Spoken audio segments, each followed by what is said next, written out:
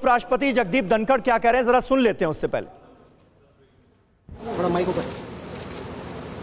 कितनी संख्या में लोग मत करते हैं, मताधिकार दायित्व भी है, ताकत भी है।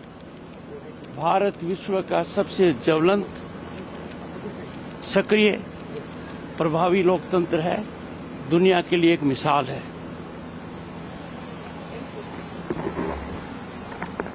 कि भारत सबसे मजबूत लोकतंत्र है, दुनिया के लिए एक मिसाल है। जिस तरह से मतदान हो रहा है वो भी अपने आप में एक मिसाल है और उसकी बात लगातार की जाती है। राजेश जोशी जी, जो समीर भी पूछ रहे थे कि हर्षवर्धन त्रिपाठी जी का कहना है कि जितनी सीटें पिछली बार जीती थी उससे कम होती हुई नहीं दिख रही हैं, बल्कि कुछ और बढ़ ही सकती हैं। चुनौती कहीं नहीं मिल रही है, यानी विपक्ष की तरफ से कोई ऐसी चुनौती सामने नहीं रखी गई है जिसकी वजह से ऐसा लगे कि यहाँ कुछ कमी हो सकती है। देखिए, ये बहुत स्पष्ट सी बात है कि भारतीय जनता पार्टी 2019 के चुनाव में बहुत आगे थी। हरियाणा की 10 की 10 सीटें, दिल्ली की 7 की 7 सीटें उसको हासिल हुई थी। अब ये कहाँ, इससे आगे कहाँ जाएंगी? इससे आगे नहीं, इससे कम ही हो सकती है। बहुत बार कही जा चुकी है बात। बिहार की बात जहाँ तक उन्होंने कही, तो नीतीश कुमार की अपनी छवि भी देखनी चाहिए, उसका कितना असर पड़ेगा। उनको पलटू राम कहा जाता है, वो जिस तरह से उन्होंने आया राम गया राम की परंपरा को आगे बढ़ाया, उसका कितना असर पड़ेगा। ये मतलब क्या बहुत पॉजिटिव नोट पर ये वोटिंग हो रही है, या पलटू राम वाली छवि भी कुछ असर डालेगी? इस पर भी थोड़ा सा ध्यान दिया जाना चाहिए। इलेक्शन कमीशन जो सवाल उठे हैं, एक वो फैक्टर है। ईवीएम मशीन्स पर जो आरोप लगाए हैं कि ईवीएम मशीन्स में गड़बड़ी हो रही है, टैग बीजेपी का आ रहा है।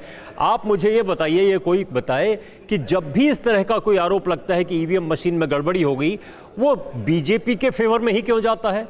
कहीं केरला में जब मॉक पोलिंग हुई थी तो उसमें भी बीजेपी के फेवर में गया था, हालांकि बाद में उसमें इलेक्शन कमीशन ने कह दिया कि ऐसा नहीं है। इलेक्शन कमीशन को, अच्छा, सुप्रीम कोर्ट ने जो अभी फैसला दिया है कि इस पर हम एब्सोल्यूट जो वोटिंग नंबर है उसको उसमें इंटरवीन करने से मना कर देंगे। अगर सुप्रीम कोर्ट ये कहता कि नहीं, अपलोड होना चाहिए, आंकड़े बताए जाने चाहिए, तो सिस्टम पर भरोसा लोगों को बढ़ता, कम नहीं होता।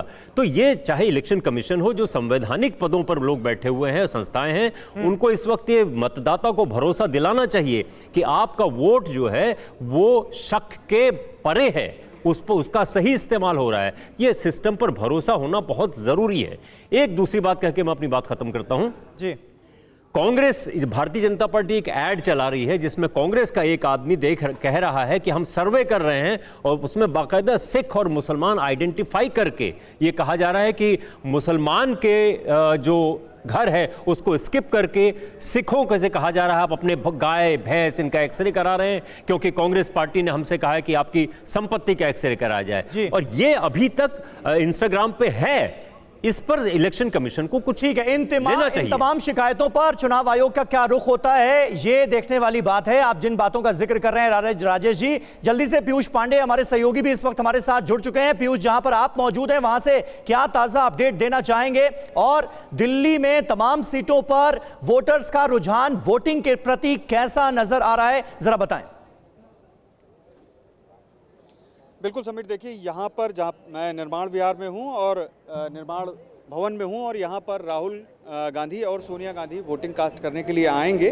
थोड़ी देर में वो अभी आने वाले हैं। यहाँ पर सिक्योरिटी अलर्ट भी कर दिया गया है।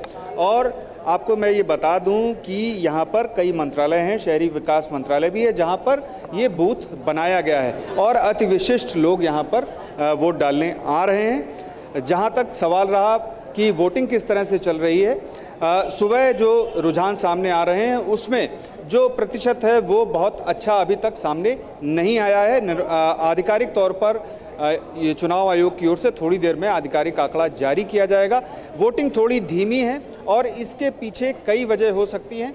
इसके पीछे ये भी वजह हो सकती है कि लोग ये सोच करके कि आज वोटिंग है और हम आराम से अपना वोट कास्ट करेंगे, क्योंकि सभी लोग ये मानकर चल रहे हैं कि सुबह ही ज़्यादा भीड़ होगी, और इसी वजह से लोगों ने ये परसेप्शन बना लिया है कि 8 से 9 बजे या 9 से 10 बजे के बाद वोट कास्ट करने जाएंगे। तो ये भी एक वजह हो सकती है। और रहा सवाल कि चुनाव आयोग ने बहुत सारे मुद्दों पर अभी जवाब नहीं दिया है। उसकी वजह यह है कि चुनाव आयोग लगातार चुनाव की तैयारियों में लगा हुआ है, मतदान केंद्रों में व्यवस्थाओं को लेकर के लगा हुआ है और चुनाव आयोग का ये कहना है कि वो हर एक पहलू पर नज़र रख रहा है और जो भी शिकायतें उसके सामने आई हैं उन सब पर वो जवाब देगा। तो समीर, थोड़ी ही देर में यहाँ पर राहुल गांधी और सोनिया गांधी अपना वोट मतदान करने के लिए यहाँ पर आएंगे। सोनिया गांधी और राहुल गांधी होगा जब सोनिया गांधी आपका रुख करेंगे, तब जानेंगे ये भी